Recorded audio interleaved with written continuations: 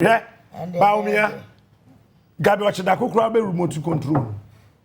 So be I'm not. David. What's that? David wants me. Me say. Because Gabi better me fear remote. I could Jubilee House. Bawumia ni tea be si ho. Chebi fo no be ko. When I catch them. What's that? Because Bawumia wife no or you strong woman. Where? Samira. Where? Oh, you be control. Oh, sister. Na anya musha na. Ya hwe.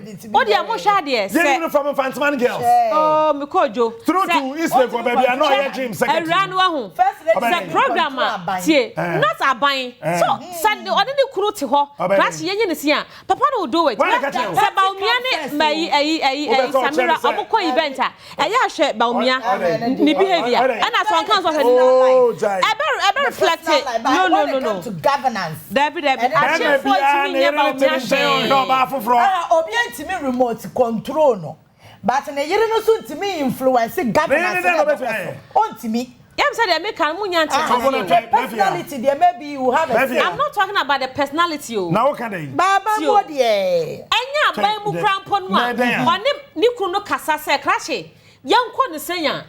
Etu be so acham say Rebecca Kufado, Kufado, or Kasapa. Baruko cabinet, Rebecca Becca Cadem. Mammy Castle, Evia, Mammy Castle, show. Say, I dare Chim Mafias na and say. Yenim sent ministers, dear. Bawumia the chief of staff in the BE. DC, Bawumia chief of staff in the local government minister. NBE. Woman Umejama. State institutions, ministers and MMDCs.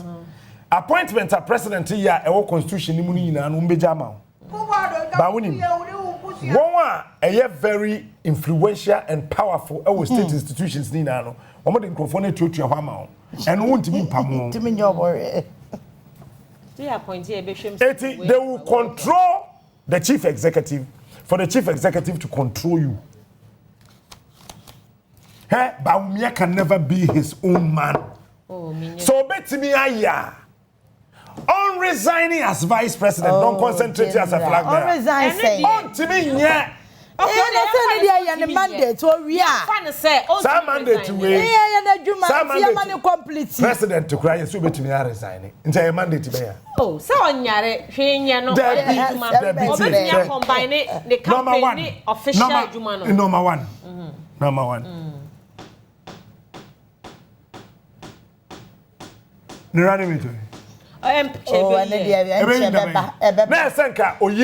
Monday. Aye. Anna, on one can say start a campaign without a running mate. Now, Mammy, and then Mammy open to you, ladies. Go ahead. Cecilia, the party was so high. Hey, Sona. Amongst a ma. Okay, man. Bawumia your bear point home. Cecilia Dapa. Auntie, is it the one? Chief of staff. There be a chief of staff, mom. Any common fund, my many friends said. Natoshi is fine. And a fee. Central Regional Minister, Marigold. I think Marigold should be. I think. So be foul bar. Offer Marigold, moment. And sha, a bear nipad na yimu bako. All right. Oh, copy. Copy. There's an engineer. And there's Obi. Some have my bema, Bawumia so your bema. Copy. There's an engineer. Send an engineer. Obi abet me for bar. But the attorney say, Jane, why ya dear kid to everywhere to her? Ama asa we your bar now be competing na. Also raise standard no. Is it raise bar? The only your bank obet me a running mate Bawumia Samira. Unfortunately, I ain't don't me. Oh, those were hardcore already. A member na aka say member no ma shortlist man aka 5. Running mate.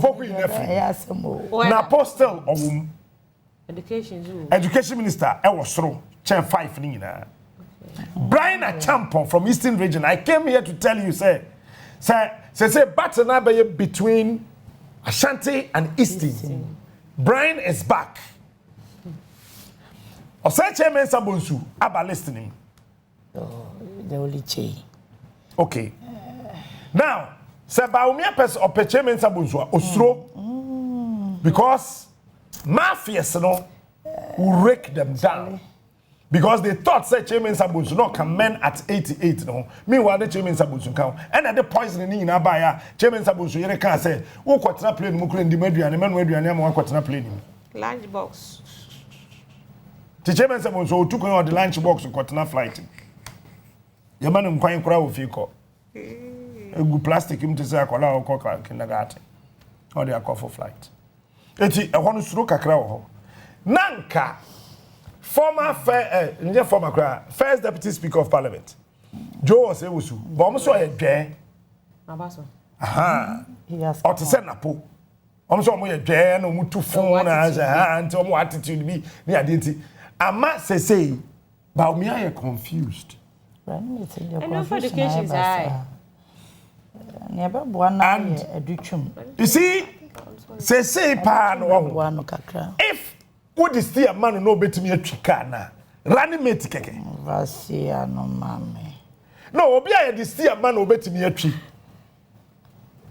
running mate keke wa body nipa betimi na ye adwuma so body keke so wuntimi mo say aka me my own man Bawumia boduchum di na ye nko amansan nyina abegye atom obi a NPP bia ye corrupt oh wo mu ina dey akwesansa the same any evidence Bobidi na me ma list. Ane Bobidi ma me sapo. Bobidi na ma list. Mami and na ka na se me. Universal. Eti wo ka futuru mu a. Ade ne me. Just pick one person and let's go. Difficult for Bawumia. Bawumia me choose to be now. Easy decision it's an easy decision. He is waiting for the Chim mafias, the big shots in it, to direct him who to choose. That is why I'm saying that he can never be his own man. Tanya de ya Atamils, but oba ye hu difference. Me say Atamils dear no, it was obvious that Tama John Mahama ni dimba bonte say pese obeye Atamils running mate no. Ye na ye hu say Rollins kra kotum for say money John Mahama nkasa no meye. And then ye no kre ye kai. Meboa. And ye kai. Very good. And John Mahama ne Mills so baye no. Abongele gebem. Kwekwa endo ho ya igbeni ba okate Rollins to size. Kwekwa endo ho. Se bi ebe ni obi obekate Akufo-Addo ni chebifo no. Obi ani wo say party mama cho NPP party na wo ho no. Mama hwem bi na call short pa old guts na e call short no. Dogboro is J, but J say onkasa bi. Onye involve. Jay supporting Bawumia said Bawumia is qualified to be president, or supporting because of his loyalty to the party. Okay? It's what they are not told Chaya. When I wield power, say what party the muno. You di kind party dankas as a party and another. Or control party. Or Safamafo. Hackman is still in charge. Now, we call Eastern Regional, one will grooming woman to handle the party. Brian Champo. Any Sammy. He doesn't come in. Bante where your friends say. You want the scholarship secretary to where your friends say. Kingsley Ajman. Kingsley Ajman. They are the two powerful people in the Eastern Region now. It's a man rift to grab at that Brian. And then Kingsley Tem Kakrasa wuchuru be. Hey, but you guys keep it cool, man. One me no. Asem ki 12 na aba. And a fight Central Region, we need power brokers or party. Obi aye de ope. Western Region. And na Western Regional Minister. No per se. Ono na party be share nsem. And I'm rekudu ka per se party be share nsem Western Region. But unfortunately, galam say nti wo ma lose wo money oyam. Woko be ni power brokers. First na your two brothers bi no your from say. Chremene ni nua no. Asuma Chreme. And the brother no. One na nko mumienu ni betuma ye the top notch power brokers in the NPP. And Omejai and a Collins down that Aji Bronga half. They say Obiboahin in patrol. Oh, yeah. Obiboahin can't cry. It's time at JH Mensa. JH Mensa or yet Teresa Kufo. Time at JH Mensa or yet former first lady Ninia Bema Yare. Na Collins down and a channel. Ah, Maka. Na Collins down and a head JH Mensa. Send a personal doctor now. And your doctor Collins down and a channel. Wow, we have Bema challenge. Eti MPP said that ni power brokers our bronga half. Eti former health minister Kwekwaji Menu and all consult across. Try to bridge Mpenifo Kakra woman to hold it. Greater Accra, woman ni power broker be our partner. No. Ucha. Greater Accra. Shade omni regional minister. Taboye na dwin say or Krumaye. Aha. Eti Greater Accra etu afutrum. Vote there and Kaho. Northern region Kaho, Upper Eastern Kaho, Upper Western Kaho. Bawumia were holding wale pen. Trying to dissipate in Niamabi and diffuse in Niamabi so that Northern Ghana be flow. But some people are careful, they will lose the entire Upper East region. Why don't we city back crowd? Omugo hook it to the whole Upper East region. MPP enya one seat, one problem Toronto.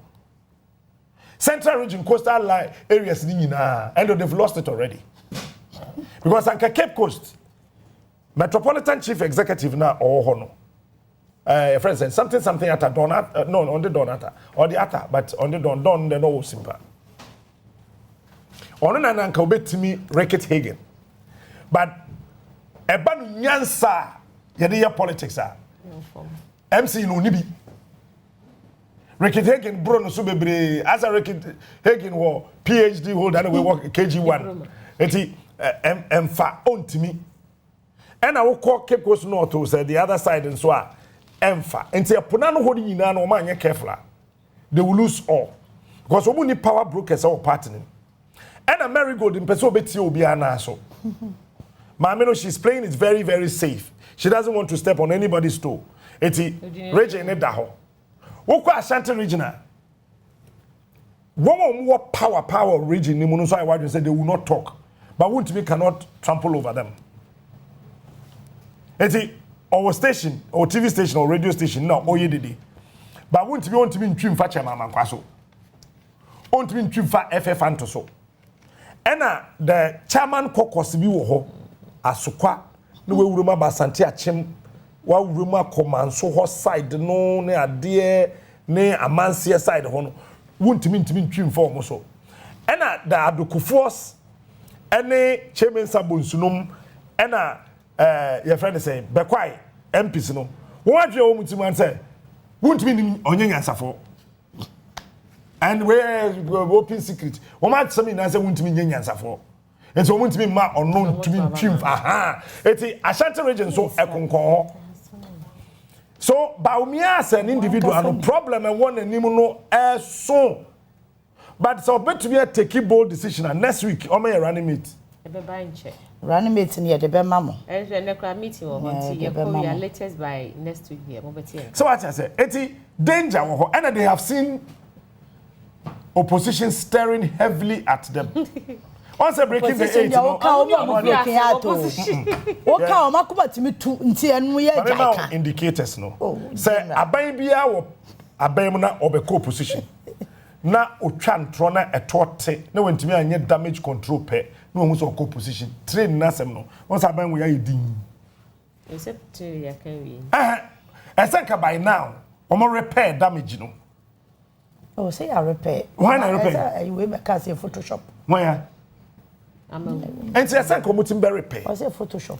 Again, they wanted Alan Chamatin to become the running mate of Bawumia. So do you know what they did? They sent the former Speaker of Parliament, your friend say, Aaron Michael Kwe. So Uncle Kojumpi, you want to Jay for no Monko Kasa, no money Alan and Kasa. Aaron Michael Kwe, I'm challenging you, come out and say I'm lying. And then Kojumpi, you want to Kojumpi catch beside and say, what is bad about you that you cannot talk to Alan? And what is good about me that you want me to talk to Alan? Meboa. You see, so party ni yem from so mo pampola foko ni kwabde Japan. And then they break the backbone of MPP by we thought that party now we need 2016 and in 2020. And I kept telling party executives and they say the backbone of the party no you're breaking it down because it's remfoni in a dry. But we thought that they voted for the NPP, but no more. So they were waiting to see how that problem could be fixed.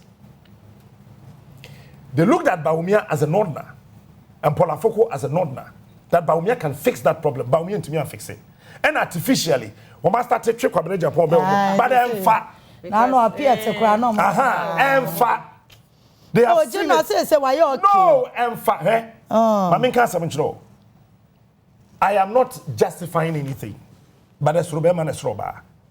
Obafa ni kunechi na beba de chew said day. Asemo. So nimza. Obafa ni kunechi na beba de chew said day. Asemo. Politics that is our pepepe. Still na ochra. Sambe wa mu ni politics mu. Be say politics ko na so mo yes eh. Sebako kwai ni se money ko because on the domoko. That's right. So you have to into politics sambe wa mu ni. Until you remember Abrante no jai PNC.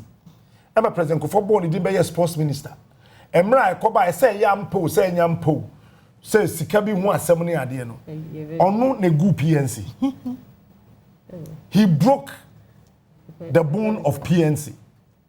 Na ama bi. And the PNC one ye nipa biuma ayarga enso kobo wa edi fi mu koy. Na omu hu said omu nsinhye party no. Yeah. The politics mun sam na esi no do. SS eni kwansa wotugu ye ka bon. Politics ye mfa boni nche. Tena na do da ye vindictive no. Obi enu wa na do aye no boni wasase so de be che da. So ko heavy. Tell President Kufama nipa 21 of 1 no. Unfan chow. Yeah. Akufa no mfa boni to very very vindictive on why you aware. Oh yeah, where? To want me for a voter region for boni. I mean, so party, as the new patriotic party, there's a huge trouble. One to me is always helping them to lose Ashanti region. Now, say Alan in 10 votes. 10%. Alan onya 10 votes per 10. Our polling station be our Ghana 390,000. Because I 10 times 39,000. Okay, so watch this. Watch this. Alan in 10 votes. Menshia Alan Benya over 300 votes. Oh, Menshia both constituencies now over 300 votes. Me, I have taught the constituencies and I've done the research. I've done my calculation. Say Alan ne votes as an akan. Obey appreciate it as an individual independent presidential candidate than J. Kufuor, not in numbers. Not in numbers. But as an individual independent presidential candidate, or voter region, Obey appreciate it more than Nanado and John Ajekum Kufuor. Alan will do better as an individual, independent presidential candidate, first of its kind in this country, our western and central region. Baby, Alan, on to me now, the dominated Akan areas of eastern region. Now, Enumpono, Kwewu, the southern part of Kwewu, a Bay Ashanti region, Oman, you're careful, Omechi. Even though on to me winning the president. Yeah, establishing and all. On to me the president. Who call northern region? Alan Bay appreciate here we yendi. Obey here we yendi. And he's 70. One bay campaign pa ewa wale. And he's 70. And so I realize here, baby, Alan Akobiano. Bawumia si achire. Womumia ni na kwia na Mahama so esi omachi. Your bibi I for tiptoe lane. What do you say tiptoe a political strategy? Ofa wona say. Ena Mahama teche na or tiptoe omo kakran. So it is possible Bawumia will lose. Oh, Kojo. It is possible nobody am ever lose Kawo. One can no cressa here assembly. How about so my what a shock. First time me can assembly we NPP meeting I say e will come say in 2008 that we are losing penifo pame me fi meetings na ase ye to abani wie ye no eno mu hu say asem na me kan ye no eyampa yeah adwumo it is possible Bawumia will lose sure now danger na e wo ho ne say Bawumia lose a the running mate ye hwan ebeba Dabi woni ase me do betom all right now they are looking for a running mate ontimi peak emaye too popular than Bawumia so that their teams will still go behind him with the money they have stolen for him to become again the presidential candidate of the NPP in 2028. It is a kind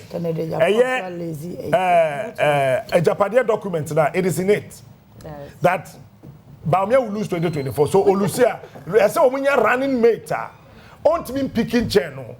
That is why now they are a bit skeptical about Education Minister and Napo, because both of them can peak ahead of Bawumia after they've lost the elections. As a Japanese document, and other na banning to me defend this because as a woman in a serious issue. Everybody is quiet. Alajamatin was built. Saubeko Ministry of Foreign Affairs. Okay? Na Napo Ako Trade and Industry. Na Educhum Aka Education wa. Because omo share Educhum kakran no omo share Napo sum kakran. Nanado was never ever sure about Alajamatin. I'm saying it today. Nanado nye sure no nim say the way Anyama see to kono, Alan will again leave the party. Into almost said that year, was on Mayor and Yedwa. It's the Ministry of Trade and Industry. For the first time in the history of the Fourth Republic, Alan time of pay and only 32% of 100% to call. Sika says I call trade industry ni na no. Oma fa call only 32% to pay call in 8 years over here. Trade minister ni na. Oma sheda. So that you fail. Now you are akoto foreign affairs. Now what start here to kwan. Into be kosa na when in Ghana because Nanado ade here say Kuford de foreign affairs because on to kwan na chin say. Now Alan free America, Emra Ghana, Emma Minister of Trade and Presidential Initiative. No wait to me adwuma from na wo de to kwan. So the strategy was to do the same thing to Alan. But when the National Security finished their document and they realized that guy no we no one you know obeja wo no. They said okay, kawa ba wo sika no so de emba na wo de aye adwuma. That is why aban mu ni papa na danfo and a talk Commander Sugar Factory no. It's Alan kwaji $24 million na buy pepe na say wasia. Wo be ye no abegidi. Wo ja fokoto. Na scan card dem. It's $24 million na show. Still a ministry no mu hu baby e wo. So they are not to nchen. Then you come to Napo. Then Santa tell you the Napo eco trade. Na say ala the foreign affairs. Na say Napo sika no kono timi ye adwuma trouble beba. Sana tell you ujaf kwadeji ye nunum kane no. Never into so. Never did into so. I must say a bold in so be running mate kura. Na say we popular. They are pikia. Who so I can say ujaf. Near Kai will do so. Oh na can see any timetable man. And again they know say Napo pushing too much to the wall be too fun. Oni abot. Ghana pushing her to the wall. No be too fun. Na waba from. The one says a phone no 2 year na ma in fact the popularity ne it's a strategy. And then Educhum someone said Educhum daddy. On penny ho asem gentle. But Educhum ya mafia. SMP. Slow by show. Well, it's slow by show. Educhum so daddy. Educhum on you be obeda dream say obe picky too much, but you can't trust. They say it when they go to the mafia meeting that you can't trust the Ashanti man. So what they do is that every time I say project be you're completing in time and no more slow pace, no. So that once you cry no you rough so yeah. That is why asamanya no krom me fa betu mu say $1 million be a free World Bank e ba ye akodi Educhum ho no ma say na this story no ato ho o de ato ho twa Educhum tie body dia o de o ma dodo o mu nyina ho awie obi aho wa nanso aha initially they wanted a former Greek minister. Huh? I mean, I'm a catcher. What was How about it? Yeah, King of morning show. I a prof. So the idea was that a bono. Do they 100 Ghana could Professor Amiwe Kumfi. I say a do last minute. Nana do be supporting no, but I'm fine. I don't know. Say okay. Some say Nana do be supporting no, but the point is that Nana do not pushy Professor Amiwe Kumfi. Want to push him. But one more year say seven no mu say no. Party for now say a drew. Steven Tim so. And at the last 27 million Ghana cedis and necessary call Professor Amiwe Kumfi problem Sikana. And almost share that on Prof. No Range Rover be. OBG Range Rover no was filling station be. Mafia. Tina nyame etwa mokano. Say Prof na yere your him Nana try. And a Range Rover be. Your man get OBG here was filling station be no papa wasem na aka na. Jabi men kan wasem woni fa no.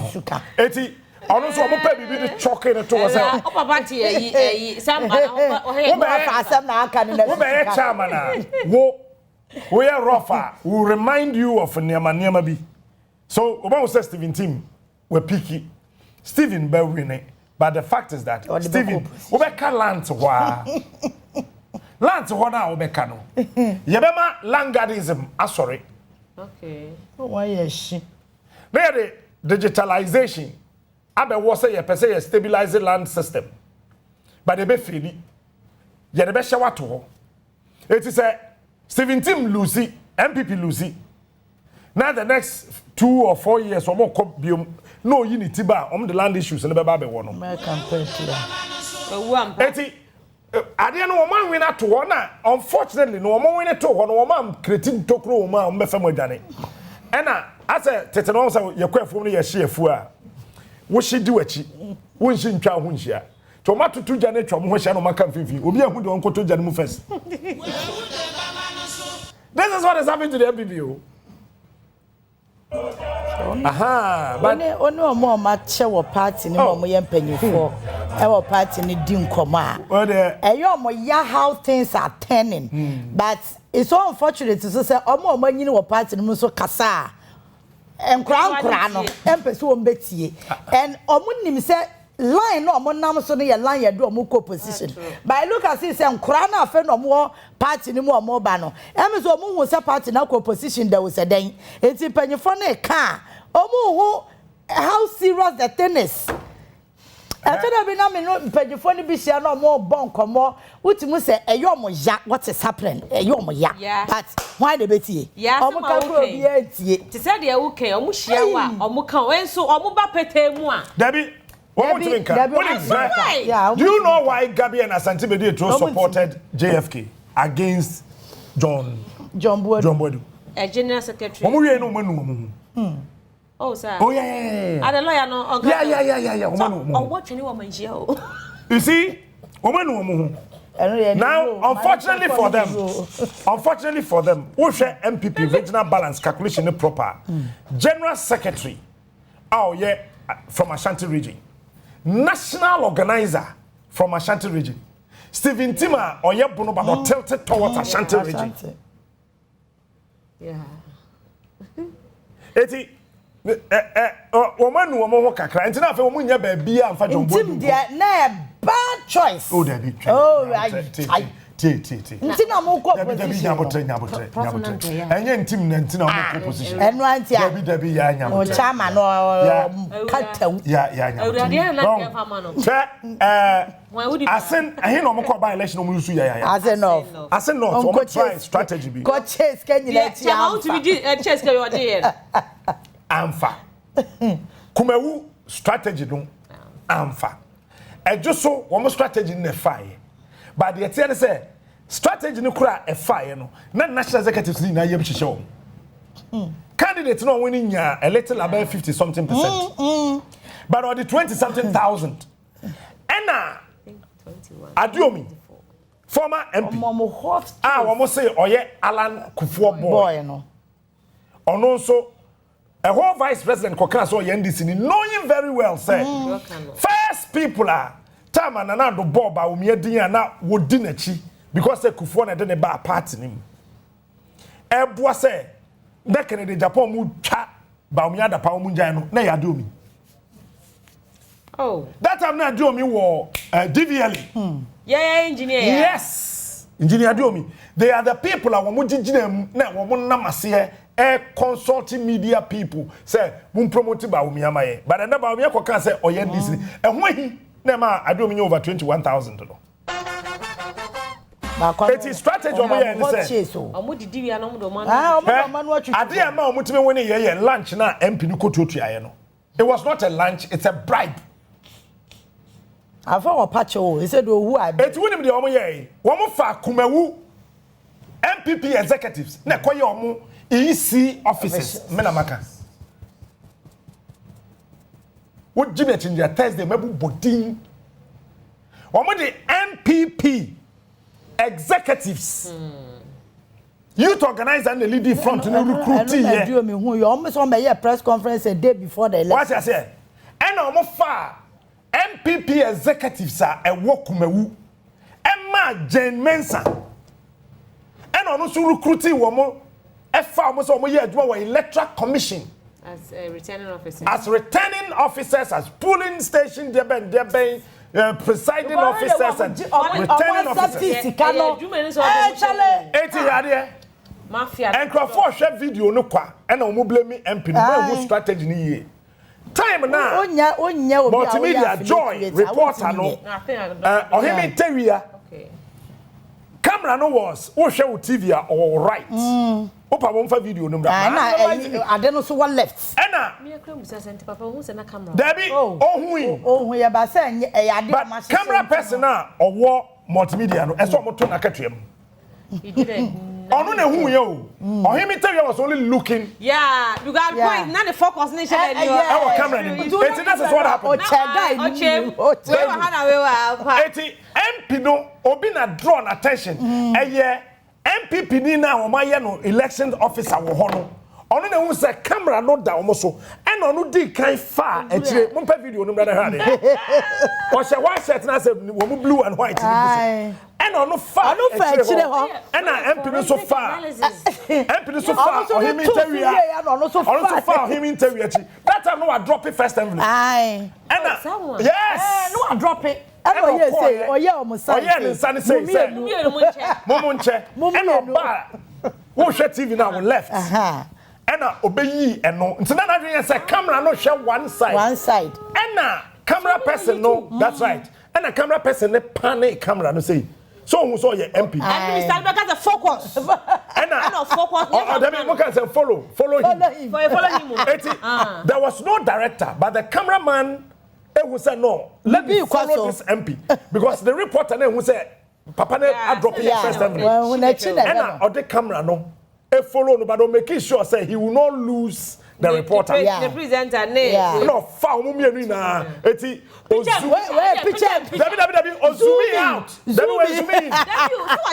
Debbie ozumi out to get the entire area to say come to where fire no zooming out no nyan ye ti papa ndin nsa ne share ne bottom no na opane down kakra to get the nsani ye say oyi to get the color of the and say that chance abuti na more yes I know general elections no they cannot use party executives and koye polling station and koye electoral because iPad was a why no they will not agree they want to know. Oh, because you have easy by press conference. Omo de betu ja. Synchrophone and I say. Oh, please. So many ways. Who is ya party album the abreu. Say they call parliamentary elections. Na youth organize or constituency apply and woman akoye election officer. Oh, what are you talking about? What are you saying? Conflict of interest. Oh, sir. MPP youth organizer apply bi no wa management. No, I don't think about that so election. One more share that they know. Me say intentional. German science aware. Hey, Sister Janet. Papa na omo bo ni din oye MPP okope MP awanya no. Ana na do ni din ko kan ho no. deputy director of EC in charge. Oh, did me refinity. Your last one, yeah, he was in charge.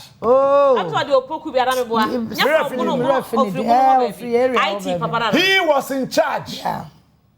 So they intentionally recruited party for some electoral commission at Juma. Now they have realized, say, I mean, kind of question, NDC. MPP. Nobody can rule that out. But NDC Echasebia to Woma Obuo Aba Omo say election to kwa Omo Nkubiu. Oh no, I realize it. First MPP NDC say MPP for neko. And John Mahama take over pepepe. Ah Omo ne kon. Okodi anything esi wono. And or rebranding NDC. Area range colors and for it is say NDC colors no nye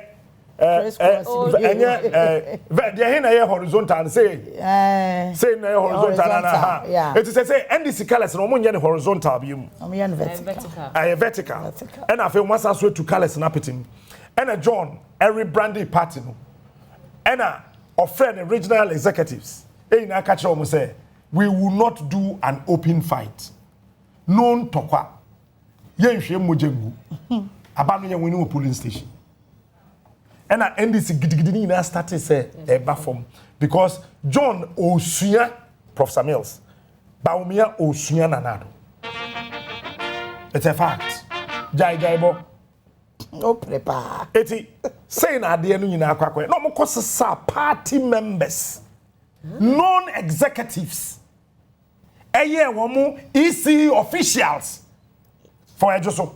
Let's now watch this. Ni na chino. Google Ejoso vote na hade. Enkofo na nkoto aba no. Yeah, o man koto. Ejoso for Pejonkuma sempa. Ejoso for Pejonkuma sempa. O man koto. Even though John 2 eduomi no. Mama chwa John 2 eduomi no. Ehye even though they do me more musika baby, but they loved Ediomi because of J.A. Kufuor. Yeah. And they boko bi no woman nam. And then fortunately for John Kuma, Oba no adopted Kufuor Ediomi strategy. No so yeah boko. Te say the slow so say on person be kasa no. Is it the waju? Yeah. No. Slow is a very smart woman. Unless you don't know. Yes, hey, Esla is a very, very, very, very, very smart woman. I am telling you. It's a why did so I tiptoe. Why did no idea? And a John Kuma so adopted that strategy. So you had John Kuma back. That's Adomi. Okay. Against candidate Omunimini ye. The Omuni Omun said that Nimini ye. And they were not sure about Kwesi Nyantakyi. Yeah. And yes, no, no, but they were not too sure about Kwesi. They were not sure about him. No, they were not sure about Kwesi Nyantakyi. That's a fact. They were not sure. 35 number. 30. 305. Huh? Omunye sure about Kwesi. So let's rely on the devil you know a little is better than the angel you don't know. And Kwabena Boateng was a bit closer to John Kuma. And then he was one of the guys and not John Kuma. General elections on 7th December 2024 no. Youth organize a BN Wobejan constituency. Yeah. It is our strategy no more adopted. If they had known, then you can say Kuma adopted. I don't know if they use it only for the by-elections, no. But what they Kochi, then Shasi. Where a full one on the way of when you full one of fee side the whole banana officer Nube. There was officer Ako. First officer But couldn't coin away by Debbie, I may say video by Tabontia. Analyze the video answer. What can images na woman who was so this is what actually happened. But I'm quite a main video number. I'll be who feature the whole where they are short. Where a short one actually no use. And enyo no nko ani nipa o cheska ho. Unfortunately, on na camera capture no. Obro nko ana ne dia tede. Enyo no nko camera le capture no nya sa de anka. Enyo no nko. Eti MPP wa asem. Ena o ma hu say Mahama ba obedi 4 years no ye nkwase political kasa. On say wo ye nyansani a wo nkam. Eti wo ma gya no sesei. Wo we nim nyansa o party mu na kasa Mahama bedi 4 years. So wo nim nyansa e wo MPP ma on kasa Mahama ba obedi 4 years nti mo bia nto abama no. Because Ghana constitution no ye nto aba mfie wotwe ye to mfie 9 mfie 9. Nti jimi fo na be yes analysis no. Wo wadwene mu ye du nim nyansa. Wo ma me panyi mo bosom nko ti da somnya so. Wo nyansa jimi fo so analysis no. Because ye to aba mfie 9 ye nto aba mfie wotwe. What I say number 2 Mahama buy no the mfie 9 year Bank of Ghana Hospital most of the mfie wotwe mo anye bi. Mahama at the mfie 9 17 polyclinics wo buy mfie wotwe wonye bi. Yes agenda. Mahama buy no or recommended sugar factory mfie 9 mfie wotwe wonye bi. It is a Ghana ni odwen te se me no nim nyansa no obehu se wo mfie wotwe na poisonous 8 wo bekumi wo prami wo besemi sa na so bante wo nye o but 4 no ye for life into obekọ Mahama ho into o meja san kwase analysis no ye no. Now they want to pitch characters behavior Semo it's on befa Mahama su ene Bawumia su and o master say Mahama ye corrupt but watch this. The only to media care corruption about Mahama. Number 1, I say confirm 2 koi. But excavator and confirm 1 in the mood. Machine in mood do cha confirm. Excavator it is a dia. I confirm akobokina. Na excavator so akobokina. Ombe jaika. Bass branding. Ena womo de bebem. Womo use bass branding pepper ndisi for be kwa train naba. And no comment me actually because some of my defective or returnees very good. Say resigning on top of it. Say people another defense. Ekofa Victoria Hammer issue ne ba. Ya da ba beba. Anti si beba be she ho. Onu de no nyanya yo o anticipate to hu no. This year election Nanka said that hono. Any elections of Unipedia character. There 1 year versus the 1 year. This year. I don't know Mahama campaign no easy to say J.A. Kufuor in 2000 elections no. Second round. J.A. Kufuor na campaign na ye fo am even though mo boy but na ye fo. Because na Kufuor say show bottom na tuaba pa. Na pakraka. Show bottom na tuaba pa. Number 2. Woni nsuo, woni nkanea, woni sei. Woni say Kwame Nkrumah ba no o ma say ntimi nso me ba me ye say Mahama campaign here simple campaign say we krom na hospital we see ane say enye ane to ma me na meri ma o show down me ana me start here to ma me na meri ma so on community senior high school that's right so on surface politics no Mahama is ahead of Bawumia Uba middle chain Mahama is still ahead of Bawumia because Mahama, Yehu said it here as a president. Yehu said about Bawumia here. But Yehu how worse he has been as a vice president. So it is possible he can become the worst president. It's Uba middle hona. Wo chichen na. Wo chimba Bawumia chain na wunsembe yeku.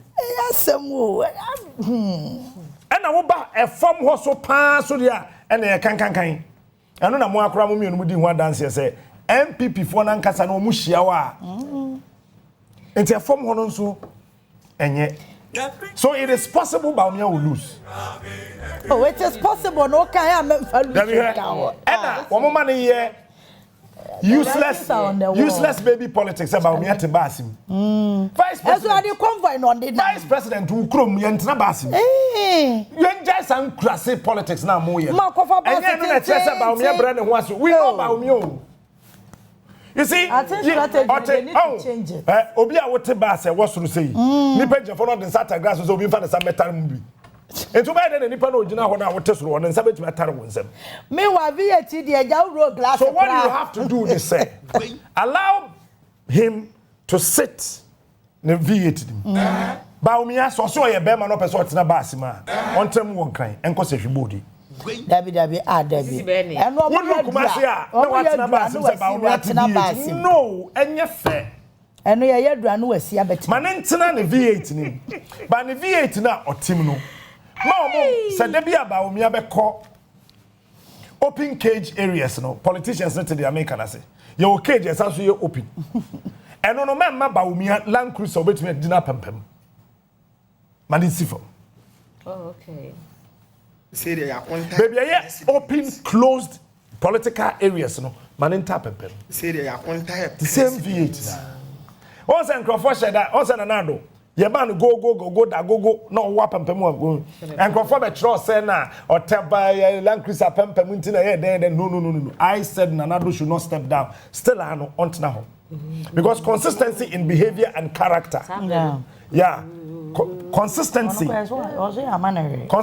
in behavior and character or politics in and vote ba. Okay. Maninka baby or one. Now undemonstrated with baby or one with humility. It's a ote apampem. But Omusa wo ba ye nanka I say onya yanko be wa tu. This is how you do politics. But as any tesoro na ye wa pempem. No so wo bi. No wo futi white bi. Oh damn it. They are when ye. Wo be na wa ju wa ti wa so. Obesi wa suma ma wa obe so jame yodo. And I always say, General, dear, Jumana, I had them, but omunya different strategy on betimi. I Juman. I had and I say, think as room, Omuno Mumpesu betium. What I say, Nka Sisi Adapa, Sikaya Semi. Now by watching her film. They say, why ya you so Attorney General? They say Attorney General no, is he against the nation or against wine? Because the assembly about Attorney General no mine court say enso kwa man ya lawyer ne ho obi ani o man nya asem now ni nipa na ejina one side now ne ye ko ese sisi ada pa o man ne ye ne nya asem wo ye se ye ntia se de ntia sika gu ni dem wo so wa kwahye na chi ne ne in politics if you that mumi no be politics. One mistake you should never ever do in politics is to allow yourself to be recruited for somebody to be hated. Exactly, yeah. In politics, I get the point. Do not ever, never ever allow yourself to be recruited by someone to hate another person. Okay. Why are you careful? It will come back to haunt you, and that will be your end. Of your thoughts. This is what is happening to Bawumia and his team. Hey, look, Bawumia, all jokes aside, he's a fine gentleman. Extremely fantastic young man. But unfortunately, it is possible he will lose. Oh, no joke. So you see, let's say. What him say? In Penny, I can for baby. Same phone umbuni ye. Papa be first na or EP and I say MP. You find Yaro Kasambata. Ay, you are bodine. You find Yaro Kasambata. Ni kromo for. I'm sorry. Is it Fafrafana? Omo no mubu beni.